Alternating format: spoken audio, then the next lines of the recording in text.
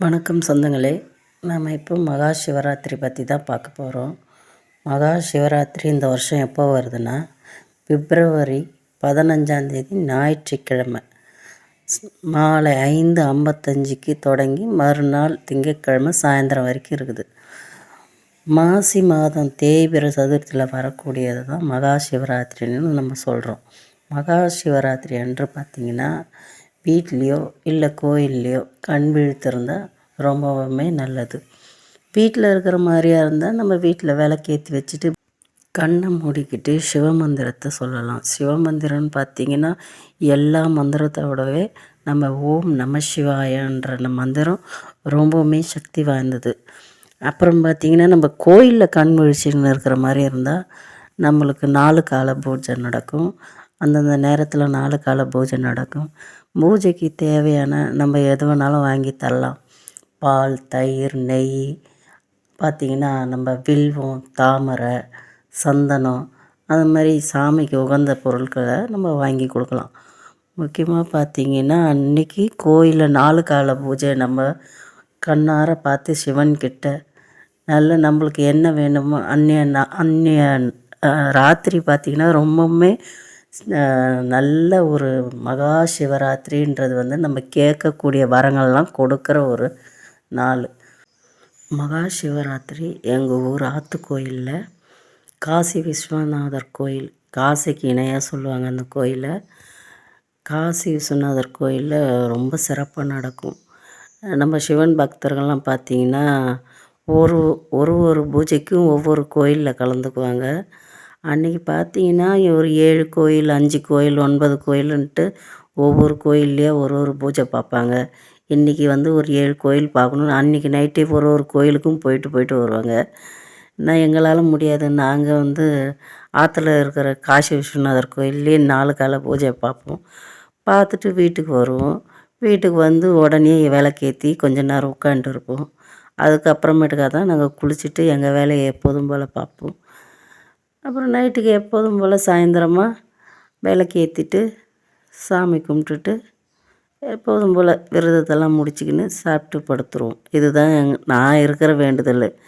நான் கடைப்பிடிக்கிறது எப்போதுக்கு அந்தாண்ட இருக்கிற கங்கா நதீஸ்வரர்ன்ட்டு இந்த பாண்டிச்சேரியில் இருக்கிறவங்களுக்கு எல்லாருக்கும் தெரியும். திருக்காஞ்சி திருவிழா நடக்கிற இடம். அங்கே பார்த்திங்கன்னா ரொம்ப சிறப்பாக கொண்டாடுவாங்க. நாங்கள் அதுக்கு பக்கத்தில் தான் இருக்கிறோம். ஆற்று கோயில் காசி விஸ்வநாதர் கோயிலில் தான் நாங்கள் எப்போதுமே மகா சிவராத்திரியில் கலந்துக்குவோம். நிறைய பேர் வெளியிலேருந்து வரவங்க நிறைய சிவன் கோயிலுக்கு போயிட்டு வருவாங்க. எங்களால் அந்த நைட்டில் எங்கேயுமே போயிட்டு இருக்க முடியாது.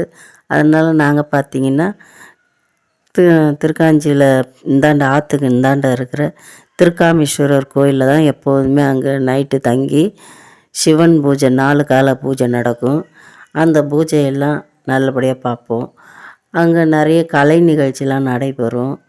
சின்ன பசங்க, பெரியவங்க, வயசானவங்கன்ட்டு நிறைய பேர் அந்த கலை நிகழ்ச்சியில் கலந்துக்குவாங்க. அதே சமயம் பார்த்திங்கன்னா சிவனுக்கு ஒவ்வொரு பூஜை நடைபெறப்பையும் நிறைய கூட்டமாக இருக்கும். அந்த கூட்டத்துலேயும் மீறி நாங்கள் அந்த சிவனை அன்றைக்கி தரிசனம் பண்ணுவோம்.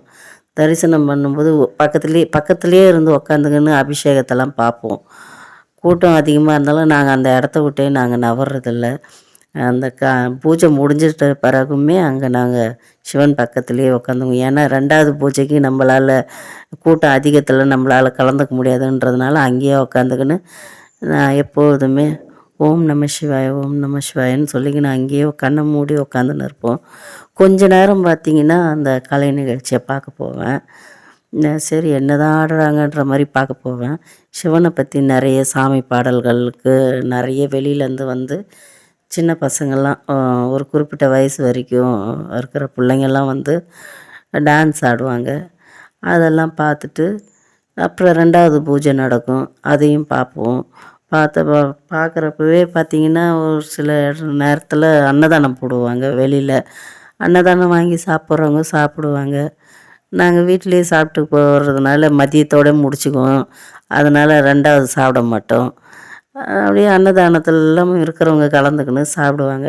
நாங்கள் சாமியை பார்த்துட்டு 4 கால பூஜையும் பார்த்துட்டு காலையில் தான் வீட்டுக்கு வருவோம். காலையில் வீட்டுக்கு வரும்போது பார்த்திங்கன்னா இங்கே வண்ணார பரதேசி கோயிலுன்னு சொல்லுவாங்க.